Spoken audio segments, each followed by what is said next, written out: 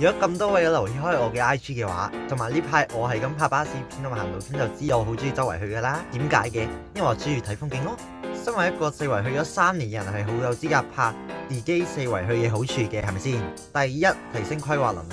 四圍去呢係可能會針對一個地方，又或者幾個地方去噶嘛。如果真係一個地方嘅話，就會針對嗰個地方嘅幾個地標，咁就可以規劃地標與地標之間嘅前往路線。例如屯門碼頭去青松觀咁啊，一個喺屯門南嘅麒麟圍，一個喺屯門南嘅蝴蝶灣，一個喺屯門北嘅麒麟圍。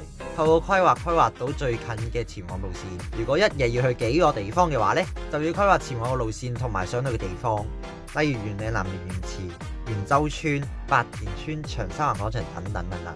可以搭巴士嘅214線，又或者地鐵嘅觀塘線同埋荃灣線啦。咁冇理由搭的士噶嘛，鬼要死！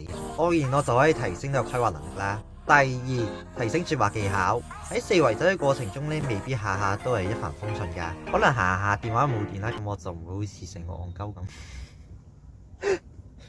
咁可能下街部電話冇電啦，咁我就唔會成個傻仔咁唔記得帶尿袋出街嘅。咁至於個尿袋有冇電就另一回事啦，哈哈哈。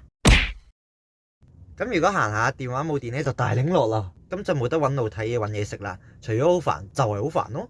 電話冇電，好似好多嘢都做唔到。咁呢個時間呢，咁就可以直接問下人哋路啦。仲有四圍去總係會食嘢噶嘛，咁喺嗰陣講自己想食啲咩，咁就同人哋溝通多咗，咁就可以提升呢個說話技巧噶啦。第三，大開眼界。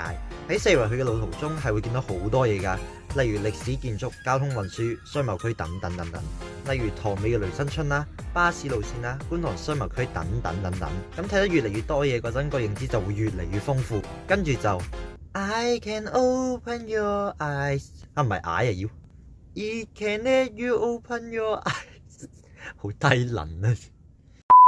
第四，放鬆，咁可以去啲比較靜少少嘅地方。如果市區嘅話，就有青衣公園、東頭村、大埔海濱公園等等。感受下寧靜嘅環境，深呼吸，望下周圍嘅環境，感受那清涼嘅風，從而令身心放鬆。咁今日片就講咗獨自四圍去嘅好處啦。咁出街呢，就當然好唔同屋企噶啦。自從我四圍去之後，我都唔中意漚喺屋企嘅大佬。出街呢係可以見到好多嘢噶，